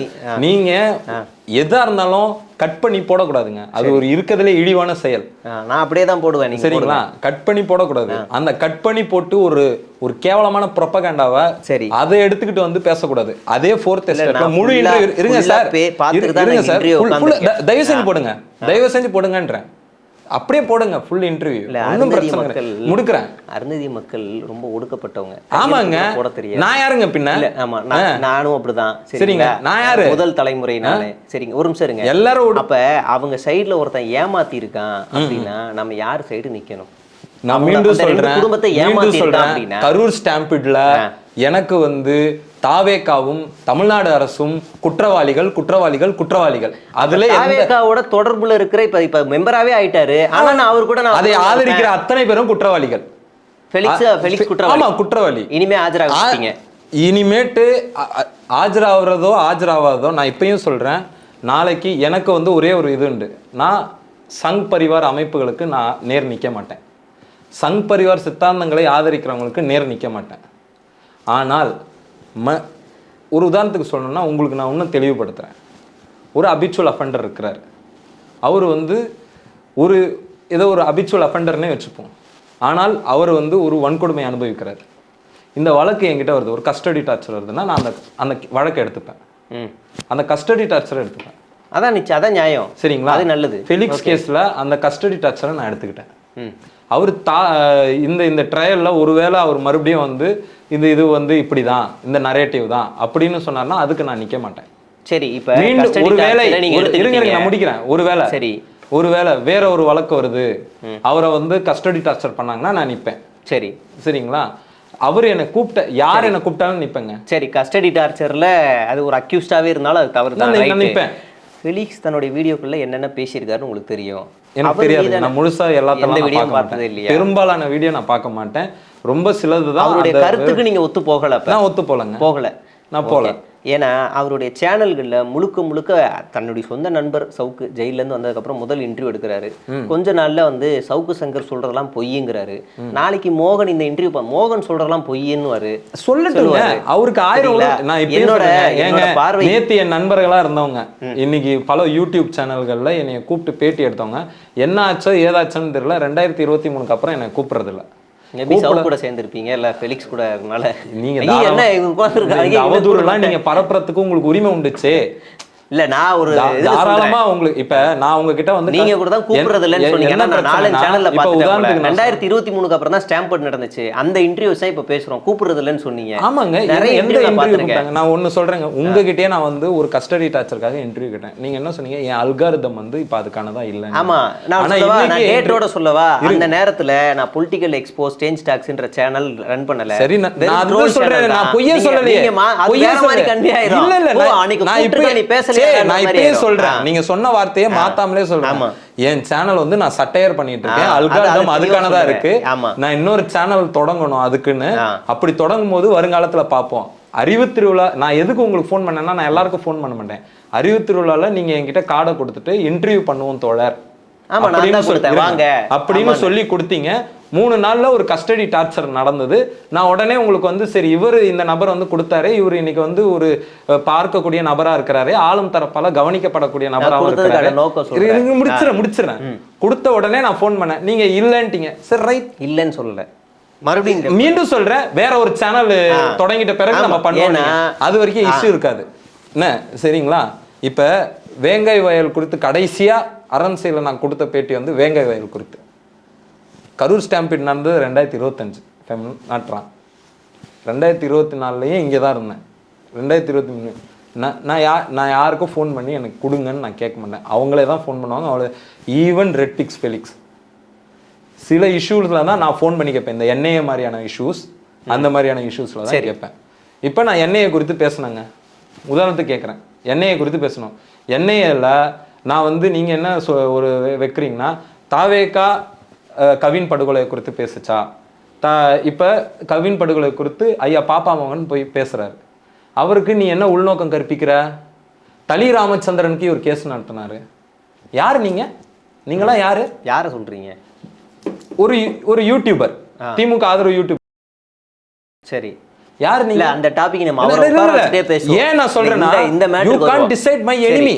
சரி, நான் என்ன கேட்குறேன்னா, அந்த டாப்பிக்லாம் நம்ம அவரை பற்றி பேசுறதுல நான் இங்கே வரல. அவரை பற்றி பேசுகிற நம்ம தனியாக கூப்பிடுறேன், நீங்கள் வரன்ட்டீங்க. அவரும் நான் கூப்பிட்டா வருவார், 3 பேர் அது தனியாக பேசிடுவோம். நம்ம இந்த இதில் வரேன். எனக்கு என்ன ஒரு பிரச்சனை போயிட்டே இருக்கு. ஆன்டி டிஎம்கே இந்த பிராண்ட் எங்கேருந்து வருது?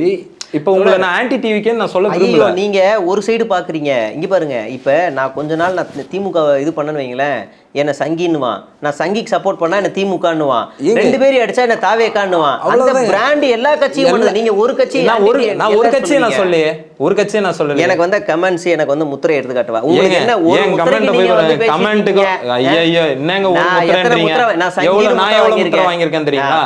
சங்கின்னு வாங்கியிருக்கிறேன், சரி, திராவிடியனிஸ்ட்னு வாங்கியிருக்கேன், தலித் சாதி வெறியன்னு வாங்கியிருக்கிறேன். இப்ப தாவேக்கு ஆதரவாளரு, என்ன ஆதரவாளரு? நான் இப்பயும் சொல்றேன், என்ன தாவேக்கு ஆதரவாளர்? விமர்சனங்கள் வந்தா பதில் சொல்லுங்க. நான் இப்ப சொல்றேன், தாவேக்கன்ற கட்சியினோட தொடக்கம் வந்து ஒரு டிமாண்டை கிரியேட் பண்ணுதுங்க தலித் மைனாரிட்டிக்கு. சரி, லெட் தேம் கிரியேட்டுங்க. ஏங்க தப்பு? என்ன கிரியேட் பண்றாங்க? ஒரு வந்து ஒரு டிமாண்ட் கிரியேட் ஆகுதுங்க. கூட்டணி கட்சிகள்ல இருந்து எல்லாருக்குமே ஒரு டிமாண்ட் கிரியேட் ஆகுது. வாக்காளர் வரைக்கும். எந்த மாதிரி? எந்த மாதிரினா, இப்போ ஒருவேளை தாவேக்கான்ற ஒரு அணி இல்லை, ஒரு உதாரணத்துக்கு வச்சுப்போம், பாஜக திமுகன்ற 2 அணி தான். நான் எப்படி பார்க்குறேன், நான் அதையும் குறித்து பேசணும்னு தான் வந்தேன். சரி. 1967க்கு முன் காங்கிரஸ் பேசுனது தேசியம். சரி. அதை மாற்றி வேற ஒரு தீசிஸ் வைக்கிறாங்க டிஎம்கே. சரிங்களா? அவங்க பேசுனது வந்து முழுக்க முழுக்க மாநில சுயாட்சி, இது சமூக நீதி, தமிழ் மொழி, தமிழர் மானம், இது குறித்து பேசுகிறாங்க. அப்போ ஒரு ஒரு ஒரு விஷயத்துக்கு ஒரு கவுண்டராக இன்னொரு நரேட்டிவ் செட் பண்ணாங்க. இது வந்து ஆன்டி ஓட் கிடையாது. சரிங்களா? இவங்க ஒரு ப்ரோஆக்டிவ் ஓட்டு உண்டாக்குறாங்க, ரியாக்டிவ் ஓட் கிடையாது. அதுக்கப்புறம் திமுக ஆட்சிக்கு வந்த பிறகு தமிழ்நாட்டோட தேர்தல் களம் என்பது டிஎம்கே வெர்சஸ் ஆன்டி டிஎம்கே. அதாவது டிஎம்கே பேசுனதை தான் எல்லா கட்சிகளும் பேசுச்சு. சரி. அது அண்ணா டிஎம்கேவா இருந்தாலும் சரி, அதுக்கப்புறம் உருவாக்குன ராஜகண்ணப்பன் எத்தனை சொல்லாங்க கட்சி தொடங்கினாலும் எல்லாம், ஏன் நேத்து வந்த விஜய் வரைக்கும், ஈவன் சீமான், யாருமே வந்து திமுக பேசுனதை மாத்தி பேச முடியாது. திமுக பேசுனது திமுகவோட சொந்த கருத்து இல்ல. அது நான் சொல்றேன், இருங்க முடிக்க, உங்களுக்கு வந்து என் கருத்து தெரிஞ்சுக்கணும்னா என்னை பேச விடுங்க. திமுக பேசுனது கிடையாது. தமிழ்நாடு என்பது ஒரு அறிவியக்கம் நடந்த மாநிலம். சரி, சரிங்களா? அந்த அறிவியக்கத்தோட நடந்த மாநிலத்தோட ஒரு தேர்தல் அமைப்பா இந்த இந்த அமைப்பு உருவாச்சு. பெரியார் அதோட ஒரு தொடர்ச்சியா இருந்தார். சரிங்களா? அறிவியக்கத்தோட தொடர்ச்சியா இருந்தார். யாருமே இங்க தொடக்கம் கிடையாது, எல்லாருமே வரலாற்றுல தொடர்ச்சியா தான் இருக்கிறாங்க. சரிங்களா? அந்த தொடர்ச்சியா இருந்த பெரியார், அவருக்கு வழித்தொன்றலா வந்து பலர், அதுக்கப்புறம் ஒரு தேர்தல் அமைப்புல வந்தது. இதையொட்டி வந்து சில கட்சிகள் வந்துச்சு. வந்த பிறகு 67ல இவங்க ஆட்சிக்கு வராங்க. வந்த பிறகு ஒரு பாப்புலச கட்சியாக தான் செயல்பட்டு சொன்னது ஒன்று செய்தது வேறு. வெண்மணியில் ஆரம்பிச்சு பணத்தொட்டன்னு புத்தகம் எழுதினாருங்க அண்ணாதுரை. எழுதிட்டு கிசான் போலீஸ் உருவாக்குனார். அவங்க ஆட்சியில் உருவானது கிசான் போலீஸ், யாரும் மறுக்க மாட்டாங்க. சரிங்களா? அதுக்கப்புறம் இப்போ நான் எதுக்கு இவ்வளோ சொல்கிறேன்னா, நீங்கள் ஒரு ஒரு ஒரு கட்சியை கேள்வி கேட்கறதுக்கு வேற ஒன்று ஜனநாயக அமைப்பில் ஒரு பாப்புலிஸ்ட்டு. இப்போ எம்ஜிஆர் வராரு, எம்ஜிஆர் வந்து ஒரு ப்ராக்சி டிஎம்கே தான், ப்ராக்சிக்காக தான் உருவாக்குறாங்க எம்ஜிஆரை. விஜயும் அந்த மாதிரி உருவாக்கப்பட்டிருக்கலாம். சரி, சரிங்களா? இது என்ன ஆகும்னா, ஒரு சிம்பிளாக ஒரு எக்ஸாம்பிள் சொல்லணும்னா, இப்போ நீங்கள் ஓட்டு கேட்குறோம். எப்படி ஓட்டு கேட்குறோம்? ட்ராமடைஸ் பண்ணி தான் கேட்குறோம். நீ எனக்கு ஓட்டு போடலன்னா உத்தரப்பிரதேசில் இடிச்ச மாதிரி உன் வீடு இடியும். முஸ்லீம் எப்படி அட்ரஸ் ட்ராமடைஸா இல்லை யதார்த்தமா? நான் வரேன் அதுக்கு. இந்த மாதிரி ஓட்டு கேட்கக்கூடாதுங்க. ஏன் கேட்கக்கூடாது? ஏன் கேட்கக்கூடாதுன்னா, நீங்கள் இதை மட்டுமே வச்சு கேட்கக்கூடாது. இல்லை, அதை மட்டுமே வச்சு தான் கேட்டாங்க. இருங்க நான் முடிக்கிறேன். நான் சொல்கிறேன், பல பேச்சாளர்கள் 2024 வரை, உங்களுக்கு ஒரு விஷயம் தெரியாதுன்னு நான் சொல்கிறேன், 2024 பிஜேபி வெல்லும்னு நினச்ச தென்சென்னை தொகுதியில் நான் ஒரு நிலைப்பாடு எடுத்தேன். அவன் 2வது இடத்துக்கு கூட வரக்கூடாது. இதுதான் என் நிலைப்பாடு. அப்ப 2வது இடத்துக்கு பிஜேபி வரக்கூடாதுன்றது வரக்கூடாதுன்னு நினைச்சீங்க? ஆமா, வரக்கூடாது. ஏன்? அது 2வது இடத்துக்கு வந்தா அதுக்கு முதல் இடத்துக்கு வரட்டுமே. ஏன் வந்தா என்ன வரக்கூடாதுங்க? வந்தா என்ன பண்ணும்? அது ஒரு ஃபேசிஸ்ட் பார்ட்டி. அது ஒரு ஃபேசிஸ்ட்னா என்ன செய்யும்? ஃபேசிஸ்ட்னா இருக்கிற அமைப்புகள் எல்லாம் நிர்மூலமாக்கும். ஏற்கனவே அவன் மக்களுடைய கருத்து நிலையில பெரிய தாக்கம் செலுத்தியிருக்கான். எல்லா கட்சிகளும் அதுக்கு அடிமையா இருக்கு, இன்க்ளூடிங் நீங்கல்ல. இதெல்லாம் சொல்லி தான் இவங்க ஓட்டு கேட்குறாங்க. யாரு? உத்தரப்பிரதேஷ் மாதிரி ஆயிரும். அதுக்கு காரணம் இப்ப நீங்க சொன்ன, நான் முடிக்கிறேன், இருங்க. இப்ப நீங்க சொன்னதுதான். இருங்க சார், ஆமா சார். நீங்க ஒருத்தன் வெல்ஃபேர் பத்தி குவெஸ்டின் பண்ணும்போது இந்த ஆர்குமெண்ட் வைக்க கூடாது. புரியுதுங்களா? சரி, முடிக்க விடணும். அதுக்கு தான் நான் வெல்ஃபேர் கேட்கறேன்னும் போது நீ ஏன் வெல்ஃபேர் கேட்கற? இது எந்த இடத்துல நடந்துச்சு, எப்போ நடந்துச்சு? ஏங்க, எல்லா டிபேட்ல நடக்குதுங்க. நான் என்னால ஆதாரப்பூர்வமா காட்ட முடியுங்க. டிபேட்ல நீங்க வெல்ஃபேர் பேச விடுறது இல்லைங்க, அரசு எதிர்த்து கேள்வி கேட்க விடுறது இல்லைங்க. முடிக்கிறேன் சார், முடிக்கிறேன். ஏன்னா இன்னைக்கு டிபேட்டுகளும் உங்களை போன்ற ஆட்களும் கருத்துருவாக்கம் பண்றோம். ஏன், இன்க்ளூடிங் மீ.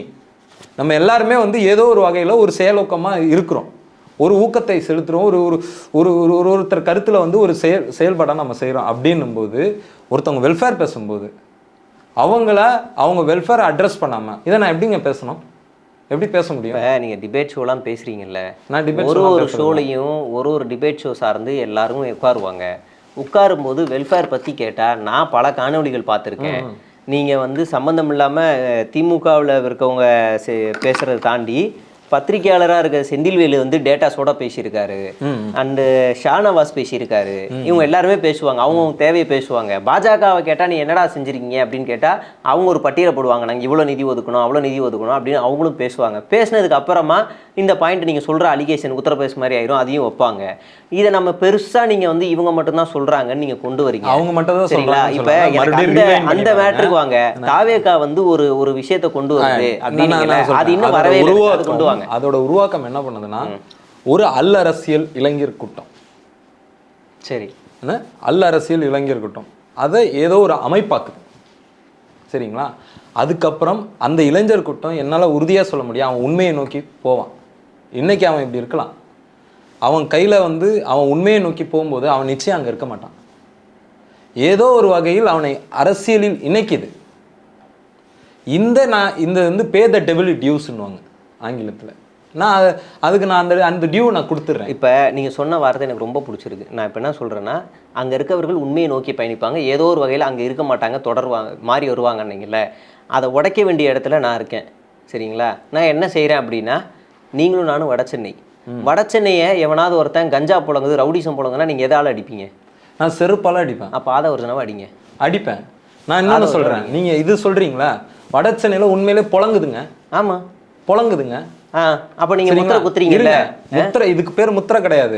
நான் சொல்றேன், இருங்க சார் சொல்றேன். நீங்க வடச்சென்னையில மட்டும்தானா? வடச்சென்னையில மட்டும்தானா? வடச்சென்னையில இருங்க நான் முடிக்கிறேன். புளியந்தோப்போட டெப்டி கமிஷனர் ரூலிங் கவர்மெண்டா இருக்கிறாங்க. புளியந்தோப்போட டெப்டி கமிஷனர் வந்து எக்ஸ்பிரஸ்ல வந்து பேட்டி கொடுக்குறாரு. என்னென்ன கொடுக்குறாருன்னா, ஆதி ஆந்திராஸ் அண்ட் தெலுங்கு கம்யூனிட்டி. எந்த தைரியம் இருக்கும் உனக்கு? இவங்க எல்லாருமே தப்பு. இருங்க சார், ரூலிங்ல இருக்கிறவன பேசுறான். இருங்க நான் முடிக்கிறேன். இந்த போலீஸ் வந்து அந்த வடச்சென்னையில வந்து போதை புழக்கத்தை அதிகரிச்சிருக்காங்கன்னு கேட்டா ஆமாம், அதிகரித்து இருக்கிறார்கள். இப்போ வடச்சென்னையில மட்டுமானா கேட்டா இல்ல, ஒவ்வொரு ஸ்லம் டெனமெண்ட்ஸ்லயும் பணக்காரெல்லாம் போதை பண்றது இல்லையா? ஏங்க, ஒவ்வொரு ஸ்லம் டெனமெண்ட்ஸ்லயும் இது திட்டமிட்டு நடக்குது. பணக்காரன் தேடி போறான், நீ இங்க வந்து ஒரு ஹப்பா மாத்துற, அதை விற்க தயார் இல்லாதவன கூண்டாஸ் போட்டு உள்ள தள்ளுற. எவ்வளவு பிரச்சனை நடக்குதுங்க? எல்லாமே கேட்கணும். முடிக்கிறேன். நான் என்ன கேட்கிறேன், உங்களுக்கு என்ன பிரச்சனைனா, ஏதோ வடசென்னை வந்து நீங்க என்ன எப்படி பேச வைக்கணும்னு நினைக்கிறீங்கன்னா, நீ தாவேக்காவை பத்தி மட்டும் பேசு.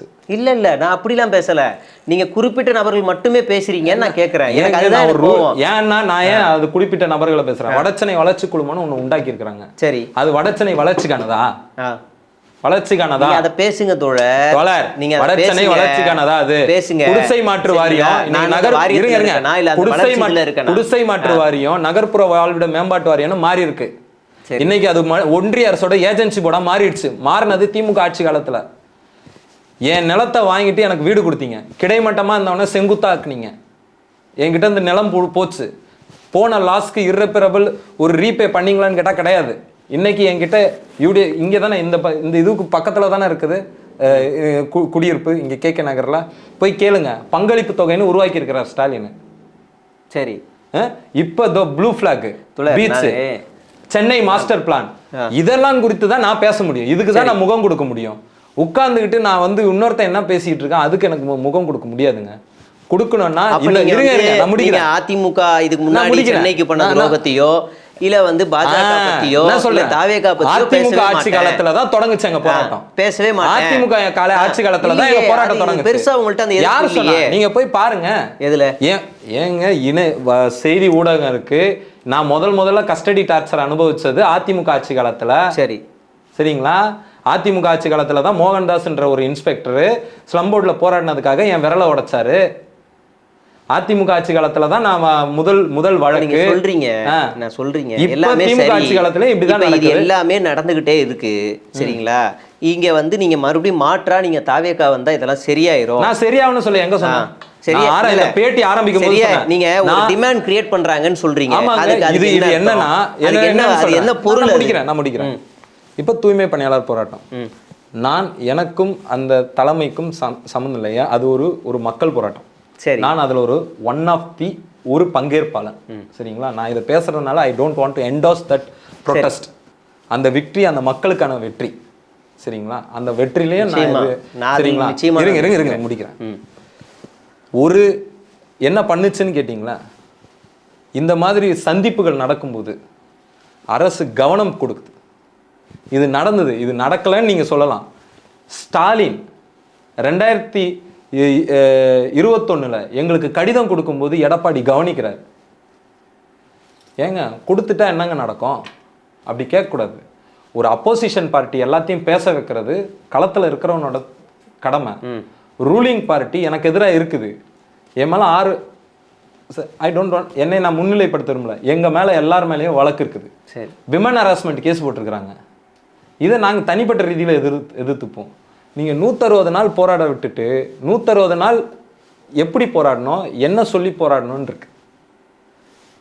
மாண்புமிகு முதல்வர் அவர்களே, இல்லை இவர் விஜயை கூட வச்சுட்டு பேசுவோம். அந்த கொடநாட்டில் பேசினார்ல அம்மா, அந்த மாதிரிலாம் பேசி நாங்கள் கேட்கல. எங்கள் ரைட் நாங்கள் பேசிக்கிட்டோம். இருங்க, அப்போ எங்களுக்கு அப்போசிஷன் பார்ட்டிலேருந்து நாங்கள் வாங்கன்னு சொல்லுவோம். ஏன் சொல்கிறேன்னா, அப்போசிஷன் பார்ட்டி இதை எடுத்துக்கிட்ட தான் ஒரு ரூலிங் பார்ட்டி பயப்படும். ஆமாம், ஆனால் இந்த களத்தில் அதிமுக இல்லவே இல்லை. அதிமுக இல்லவே இல்லை, நாம் தமிழரும் இல்லவே இல்லை.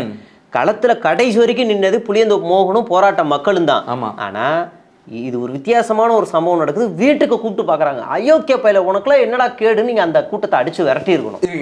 நீங்க வீட்டுக்கு கூப்பிட்டு பாக்குறத இது ஏத்துக்கவே, நீங்க இதுக்கு நியாயப்படுத்தவே படுத்தாதீங்க. இது மிகப்பெரிய தவறு. உலகத்திலே இப்படி ஒரு போராட்டம் நடக்காது. நான் அதுக்கு பதில் சொல்ல தயாரா இருக்கிறேன். உங்களுக்கு வீட்டுக்கு கூப்பிட்டது பிரச்சனை இல்ல, வீட்டுக்கு கூப்பிட்டது பிரச்சனை தான். நான் அந்த தலைமையிடம் கேட்கும்போது வீட்டுக்கு நள்ளிரவுல வர தயாரா இருந்தாரு. தாவேகாவின் தலைவர் விஜய் வந்து நள்ளிரவுல வர தயாரா இருந்தாரு. ஆனால் நாங்கள் தான் வீட்டுக்கு போய் சந்திக்க நாங்க முற்பட்டோம். நானே கேட்டேங்க, கரூர் மக்களுக்கும் அதே தான் சொன்னாங்க. நான் என்ன கேட்கிறேன்னா, எனக்கு வந்த தகவலை நான் சொல்றேன். சரி, அது நானுமே கேட்டேன் தகவலை. நானும் கேட்டேன். எனக்கு தனிப்பட்ட ரீதியில எனக்கு ஒரு பிரச்சனை என்னன்னா, ஒரு தலைவன் என்பவன் களத்துக்கு போய் மக்களை சந்திக்கணும். அவ்வளவுதான். 13வது நாள் நாங்க போராட்டம் பண்ணியிருந்த போது விஜய்னா வீட்டுக்கு கூப்பிட்டு பார்த்தாரு. 160 நாள் கூலி படம் பார்த்தாரு ஒருத்தர். சரி, அதுக்கடுத்து எல்லாரையும் போய் பார்த்தாரு. யாருன்னா ஒருத்தர் பார்ப்பனர் இறந்துட்டாருன்னா அவங்க அப்பா சாவுக்கு வீட்டுக்கே போய் பார்ப்பாரு. சரி, சரிங்களா? கான்வாய்லாம் அப்ப பாருங்களேன். நான் ஒரு கேள்வி கேக்குறேன், நீங்க திருப்பி அந்த இடத்துக்கு ஏன் நான் திருப்பி அந்த இடத்துக்கு போறேன்? அதுதான் நம்மளோட பிரச்சனையாவே இருக்கு. எனக்கு அது இது நம்ம பிரச்சனை இல்ல. நானே அது பிரச்சனை தான் நான் ஒத்துக்கிட்டேன். நீங்க யார் சொன்னா? நான் சொல்றேன். ஐயோ, நான் உங்களுக்கு தெளிவா சொன்னேன். அதை ரியாக்ட் பண்ணிருக்கீங்க பாருங்க. இந்த போராட்டத்துல நான் கடைசி வரைக்கும் துணை நிக்க தாவேகா பிரச்சனைன்னு சொன்னேன். நான் ரியாக்ட் பண்ணிருக்கிறதுக்கு ஆதாரம் இருக்கு. நீங்க தெளிவா சொன்னேன். இந்த கேள்வி கேட்க முன்னாடி நான் தெளிவா சொன்னேன். இந்த போராட்டத்துக்கு முதல் களத்துல முழுக்க இருந்தது மோகனும் துப்புரவு பணியாளர்கள் போராட்டமும் அப்படின்னு அவங்க தான் சொல்லிட்டேன். அப்படின்னா நான் என்னோட முழு ஆதரவு அவங்களுக்கு தான். அரசாங்கம் மீது எனக்கு எந்த இதுவும் கிடையாது. நீங்க அவங்க பண்ணது தப்பு தான் நான் சொல்லிட்டேன். ஆனா இங்க எனக்கு என்ன பிரச்சனைனா, நீங்க இங்க ஆதரிக்கிறதே பிரச்சனை. இங்க பாருங்க, நான் நம்ம ரெண்டு பேரும் ஒத்துப்போம். வந்து ஒரு மக்கள் மதிக்கும் ஒரு ஊடகவியலாளர்னு வெச்சுப்போம் உதாரணத்துக்கு. இப்போ நீங்கள் ஃபெலிக்ஸ் மேலே வச்ச குற்றச்சாட்டு என்னென்னா, ஏன்டா நாட்டில் இவ்வளோ பிரச்சனை இருக்குது, நீ இதெல்லாம் பேசாமல் உட்காந்துட்டு ஊடகங்க ஃபோட்டோ காமிச்சு இது எந்த ஊடகம் தெரியுதாமா, இது எந்த ஊடகம் தெரியுதா? நியாயமான கேள்வி. ஒரு மக்கள் ஊடகன் என்பவர், ஒரு ஜேர்னலிஸ்ட் என்பவர், நாட்டில் என்ன பிரச்சனை நடக்குதோ, மக்கள் எந்த வன்கொடுமை அனுபவிக்கிறாங்களோ அதை குறித்து முகம் கொடுக்குறவன் தான் ஒரு ஜேர்னலிஸ்டோட கடமை, ஒரு செயற்பாட்டாளரோட கடமை. சரிங்களா? அப்படி இருக்க என் நண்பர் இந்த மாதிரியான பிரச்சனைகள் வரும்பொழுது எதை குறித்து முகம் கொடுத்து மக்களிடம் பிரபலப்படுத்தினார்? நானா மக்களிடம் கொண்டு சென்றார். உங்களுக்கு இப்போ ஊடகம்லாம் நிறைய இருக்குல்ல. நான் வந்து யூஜி காலேஜ் படிக்கும் ஐயா, நீங்க யூஜிக்குலாம் 1990க்குலாம் போவீங்க. நான் நடப்பு வரைக்கும் நான் பேசிட்டு இருக்கேன். நீங்க வந்து நான் நடப்பு வரைக்கும் பேசுறேன். இப்ப வந்து தூய்மை பணியாளர் போராட்டம் வரைக்கும் பேசுனேன். நீங்க ஸ்டாம்பீட்ல ஆரம்பிச்சு கடந்த 2 ஆண்டு யாரை கம்பேர் பண்றீங்க? 2 ஆண்டு எடுத்து ஊடகவியலாளருங்க. நான் போராட்டத்துல நான் வந்து ஊடகத்துல 2 ஆண்டு தாங்க நானும் சொல்லிருக்கேன். 2 ஆண்டு நானும் சொல்லிட்டு இருக்கேன். நான் ஊடகத்துல இருக்கேன்னா நான் செய்தியா தான் வெளியிடுவேன். நான் களத்துல எப்படி போராட முடியும்? போராட வேணாம், செய்தி தான் சொல்றேன். ஆமா, செய்தி. நான் இப்ப எடுத்து காமிச்சிட்டேன்னா நீங்க அமைதியா கடந்த ஓராண்டு நீங்க எடுங்க. செய்தி வெளியிட்டேன்னா ஊடகத்துல செய்தி வெளியிட்டு இப்ப நான் காமிச்சிட்டேன்னா நீங்க சாரின்னு சொல்லணும். நான் சாரின்னு சொல்ல மாட்டேன். சரி, ஓகே, ரைட். அதுக்கு நான் எப்படி வருத்தம்? அப்ப நீங்க எவ்வளவு போய் சொல்றீங்க? நான் இது வாய்ப்பு நீங்க எவ்வளவு இவ்வளவு நேரம் போய் சொல்றீங்க. இல்ல நீங்க வந்து நல்லா கவனிக்கணும். சரி, நீங்க கேள்வி கேட்கும்போது இந்த கேள்விக்கு அந்த கேள்வியை தெளிவா முடிக்கிறேன். கேள்வி கேட்கும் உங்களோட 10 வீடியோ வந்தா 10 வீடியோல 9 வீடியோ தாவேகாவை திட்டி தான். ஆமா இருக்கும். சரிங்களா? ஆமா, அப்படிதான் போடுவேன். நீங்க தாராளமா போடலாம், அது உங்க உரிமை. ஆனா அதே என்கிட்ட எதிர்பார்க்க கூடாதுன்றேன். நான் உங்களை எதிர்பார்க்கல தோழர். இப்ப நீங்க இப்ப எதிர்பார்க்கறீங்க அப்படின்னா நீங்க அமைதியா இருக்கீங்க, என்கிட்ட எதிர்பார்க்க. நான் எதிர்பார்க்கவே மாட்டேன். இந்த கேள்வி கேட்கும்போது நீங்க இன்னமும் என் கேள்வி கேட்கணுமா இருப்பதற்கு உங்களுக்கு உரிமை உண்டுங்க. சரி ஒரு நிமிஷம் இருங்க, அமைதியா இருங்களேன். இந்த கேள்வி கேட்கும் போதே நான் தெளிவா என்ன சொன்னேன்னா, துப்புரவு பணியாளர்கள் போராட்டக்காரர்களும் மோகனும் களத்தில் இருந்தார்கள், அவங்களோட தான் என்னுடைய ஆதரவு. அப்படின்னா ஆளும் அரசாங்கத்துக்கு என்னுடைய இந்த போராட்டத்தில் என்னுடைய ஆதரவு இல்லை, அவங்க செய்த விஷயங்கள் எதுலையுமே நான் உடன்படலை, முழுக்க முழுக்க இவங்கள தான் இருக்கேன் அப்படின்னா நம்ம ஒட்டு போயிட்டு அந்த கருத்தை ஒன்றாயிட்டோம். இதை பற்றி நம்ம பேச வேண்டிய அவசியமே இல்லை, நம்ம எல்லாரும் இதில் ஒற்ற கருத்தாக இருக்கோம். இப்போ என்னோட கேள்வி, இந்த இடத்துல முரணா நிற்கிறோம். இங்கே நீங்கள் இந்த தாவேக்கு ஆதரவு, நான் ஆதரவு இல்லை, இங்கே தான் நம்ம முரணா நிற்கிறோம், நம்ம இதை தான் பேசணும்னு சொல்கிறேன். ஆனால் நீங்கள் மறுபடியும் இங்கேயே வரீங்க. நம்ம ஏற்கனவே ஒத்துப்போன ஒரு கருத்தோடு நீங்கள் விவாதம் பண்ணுறீங்க. என் கூட ஒத்துப்போன கருத்துன்னு நீங்கள் சொல்கிறீங்க. அதில் எனக்கு ஒரு சின்ன முரண்பாடு என்னென்னா, இப்போ நீங்கள் கல்வியில் சிறந்த தமிழ்நாடுன்னு ஒரு நிகழ்ச்சி நடத்துகிறாங்க. ஆமாம், நீங்கள் அதை ப்ரொமோட் பண்ணீங்களா?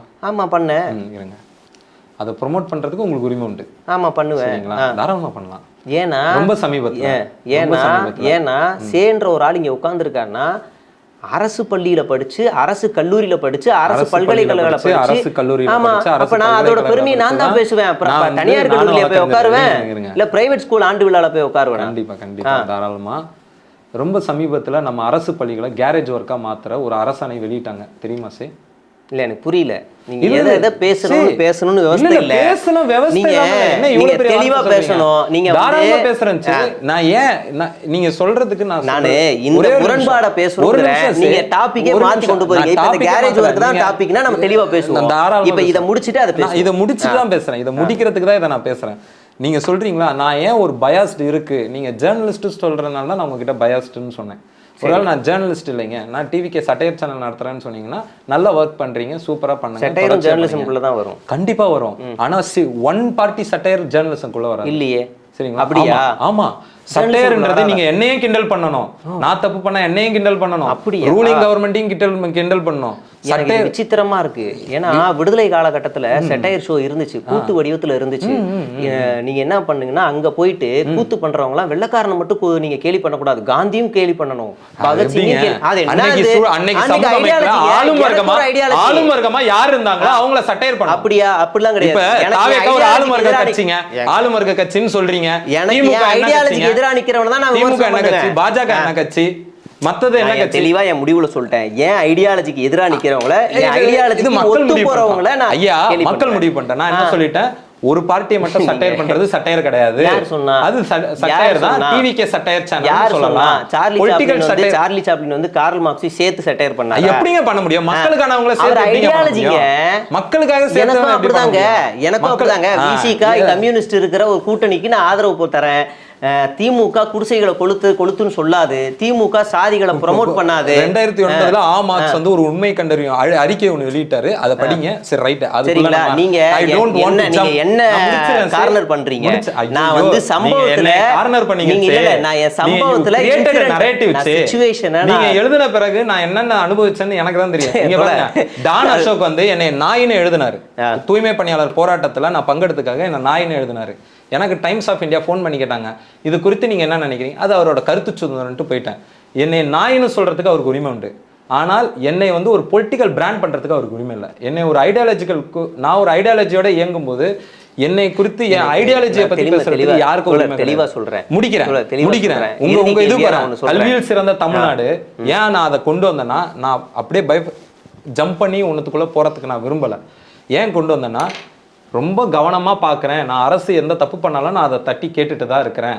அப்போ அரசு நல்லது பண்ணும்போது போய் நிற்கிறேன், தப்பு பண்ணும்போது கேட்குறேன்னாரு.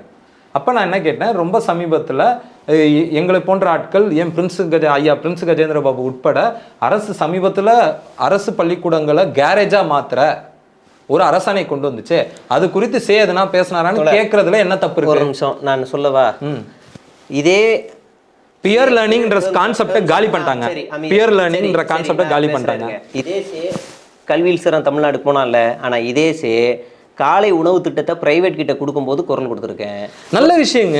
நீங்க குரல் கொடுக்கலன்னு சொன்னதுக்காக நான் பட்டியல் போடுறேன். குரல் கொடுத்துருக்கேன். சமீபத்தில் ஒரு கவர்மெண்ட் ஸ்கூலில் கால்வாய் வெட்ட சொல்லி அந்த ஆசிரியர் அந்த இதை பண்ண சொன்னாங்க, அதுக்கு குரல் கொடுத்து தப்புன்னு சொல்லியிருக்கேன், சரிங்களா? ஆனால் இந்த மாதிரியான விமர்சனங்களுக்கு நான் குரல் கொடுக்குறேன். ஆனால் சில பேர் போய் சொல்லுவான், 200 பள்ளிக்கூடங்களை மூடிட்டாங்கன்னு போய் சொல்லுவான், அவனுக்கு நான் திரும்ப குரல் கொடுப்பேன், என்ன எப்படி மூடினாங்க, அது என்ன அப்படின்னு திரும்ப சொல்லுவேன். அதுல இருக்கிற ஒரு உண்மையை சொல்றேன். என்ன உண்மை? அதாவது மாடல் ஸ்கூல்னு ஒரு திட்டங்க. சரிங்களா? லேர்னிங்ல பியர் லேர்னிங்னு ஒன்று இருக்கு. சரிங்களா? ஏன் கல்வியாளர்கள் இந்த மாடல் ஸ்கூல் திட்டத்தை எதிர்க்கிறாங்க சொல்லுங்க. காரணம், நீங்க சிறந்த மாணவர்களை ஒவ்வொரு பள்ளிக்கூடத்துல இருக்கிற சிறந்த மாணவர்களுக்கு சிறப்பு கவனம் தரேன், சிறந்த ஆசிரியர்லாம் கொண்டு போய் ஒரு சிறந்த பள்ளியில போடுறேன் அப்படின்றது என்ன ஆகும்னா ஒரு கலெக்டிவ் பியர் லேர்னிங்கை தடுக்குங்க.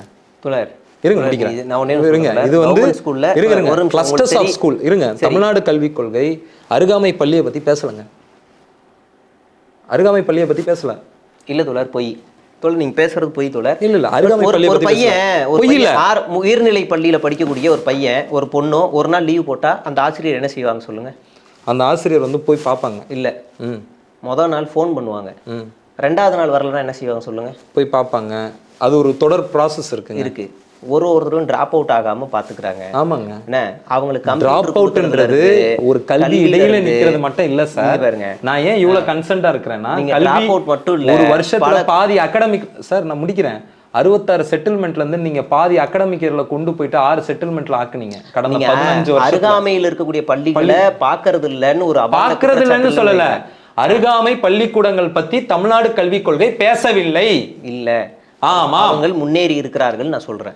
இல்லை, அருகாமை பள்ளிக்கூடங்கள் பத்தி தமிழ்நாடு அரசு எப்படி விமர்சனம் வைக்கணும்னா அந்த முன்னேற்றம் போதாதுன்னு சொல்லலாம். ஏங்க போதாது, கிளஸ்டர்ஸ் ஆஃப் ஸ்கூல் பத்தி பேசுறாங்க. கிளஸ்டர்ஸ் ஆஃப் ஸ்கூல்னா என்னங்க?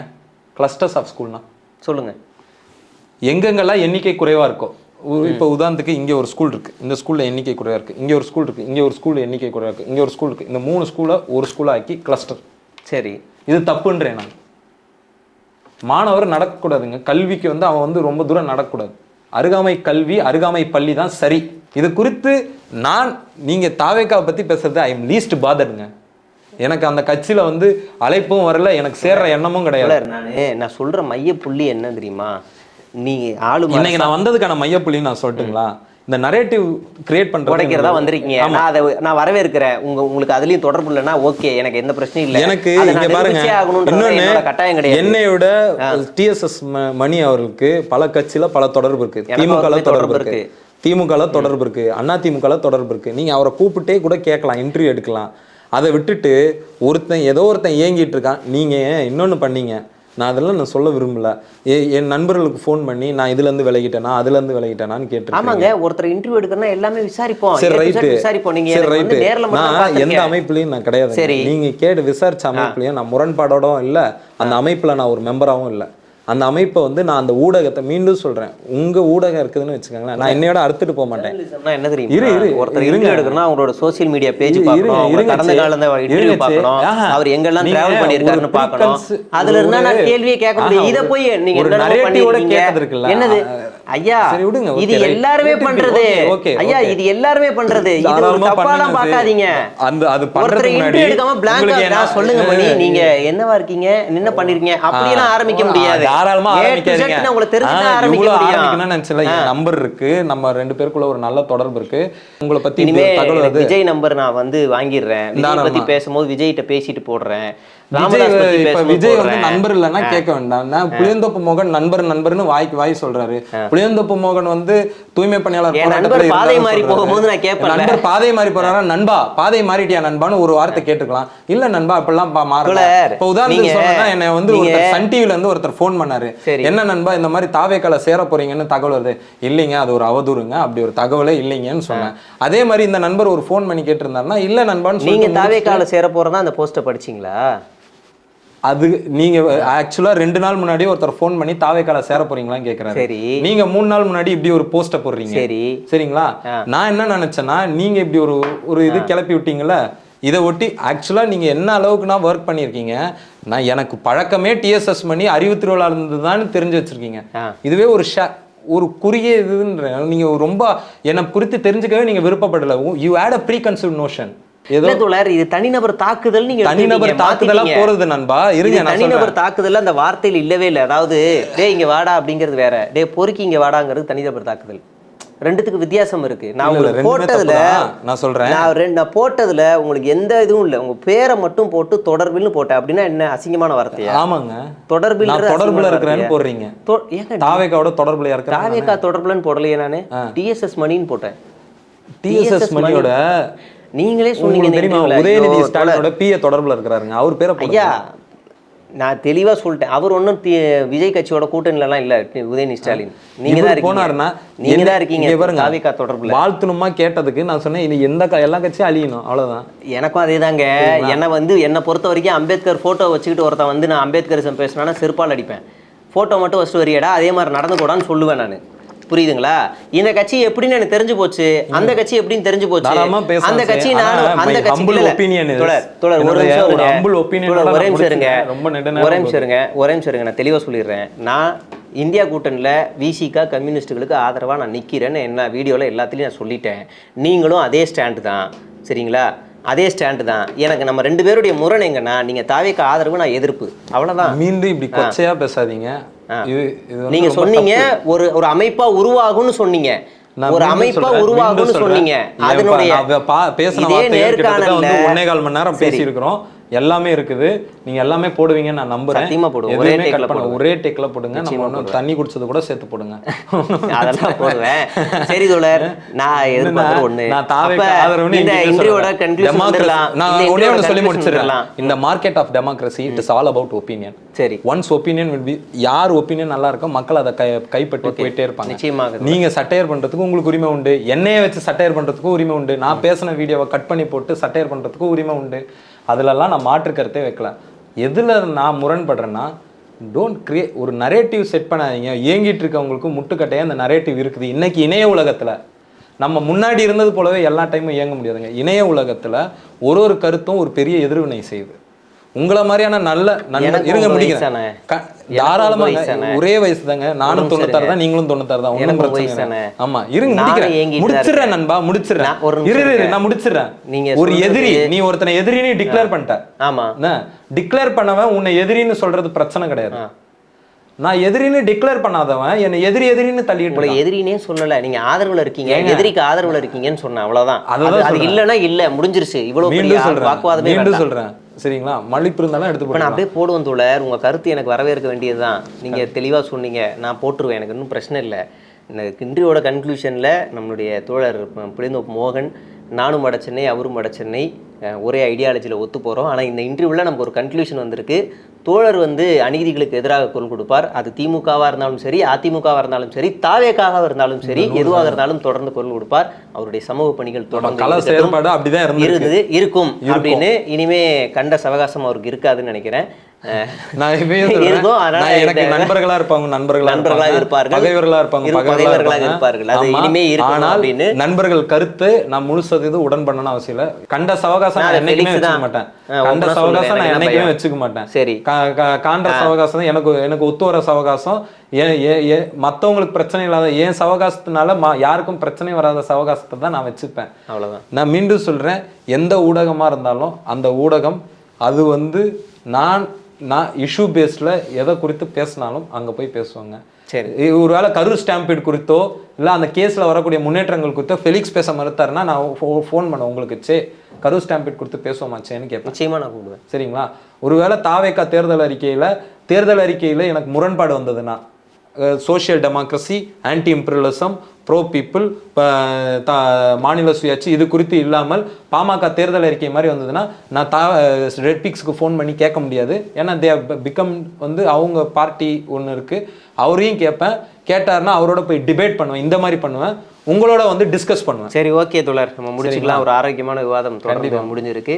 தொடர்ந்து வேறொரு இதில் சந்திப்போம். நன்றி தோழர்.